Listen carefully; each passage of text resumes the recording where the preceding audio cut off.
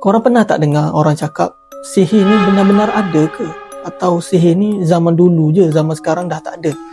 Korang nak tahu tak? Sihir ni dia wujud dari zaman dulu sampailah kepada hari kiamat. Kerana apa? Kerana Nabi SAW sendiri pun pernah disihir.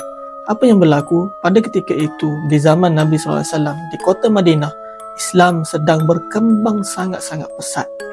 Lalu bagaimana orang Yahudi, orang Nasrani ingin jatuhkan, ingin menghalau agama itu dengan dia menyakiti orang yang membawa agama itu. Siapakah orang itu? Iaitu Nabi Muhammad sallallahu alaihi wasallam. Apa yang berlaku? Ada seorang lelaki yang berbangsa Yahudi yang bernama Labid bin Al-Asam. Dia buat apa? Dia ni bukan satu orang manusia biasa. Dia ni terkenal dengan ahli sihir yang luar biasa. Dia buat apa? Dia mengupah satu orang budak untuk mengambil beberapa helai rambut Nabi dan mengambil beberapa sisa barang Nabi yang berkaitan dengan Nabi SAW. Lalu dia ambil barang itu dan dia buat sihir itu kepada Nabi SAW.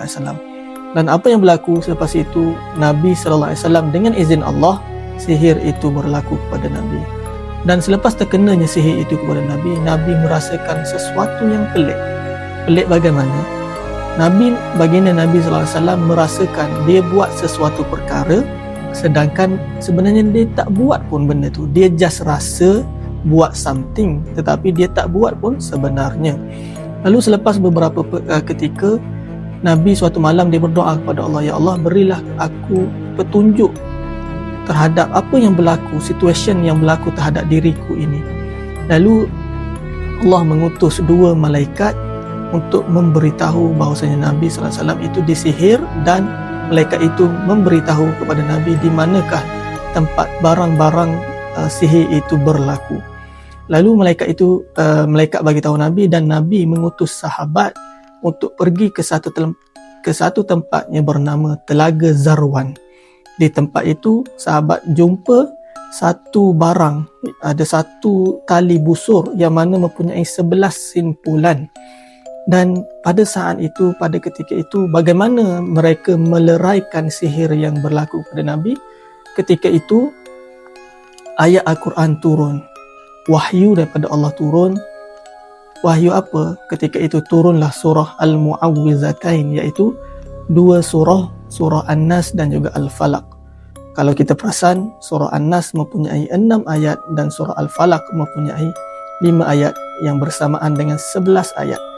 Diceritakan dalam hadis bahawasanya setiap satu-satu ayat itu dibaca, maka terlerailah dengan automatik simpulan yang ada pada tali busur itu, yang sebanyak 11 simpulan dan 11 ayat tadi.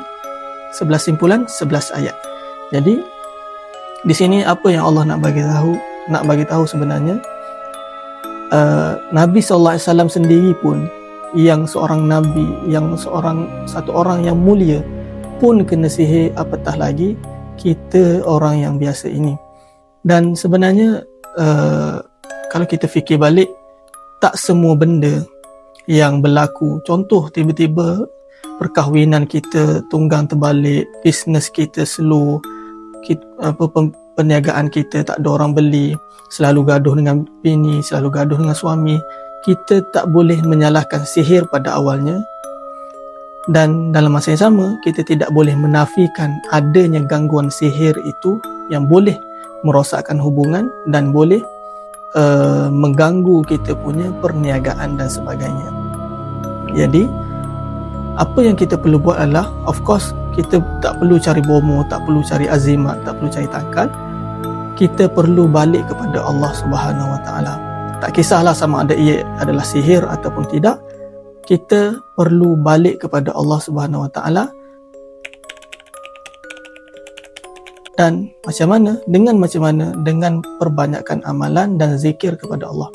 Dan also kita kena amalkan surah Al-Mu'awwizatain tersebut, iaitu surah An-Nas dan juga Al-Falaq, yang mana boleh melindungi kita daripada jin, syaitan, sihir, ain dan semua perkara yang berkaitan dengan makhluk-makhluk halus ini. Jadi sama-sama kita amalkan surah Al-Mu'awwizatain ini untuk melindungi diri kita daripada sebarang gangguan yang boleh memudaratkan diri kita. Jadi itu sahaja perkongsian saya. Assalamualaikum warahmatullahi taala wabarakatuh.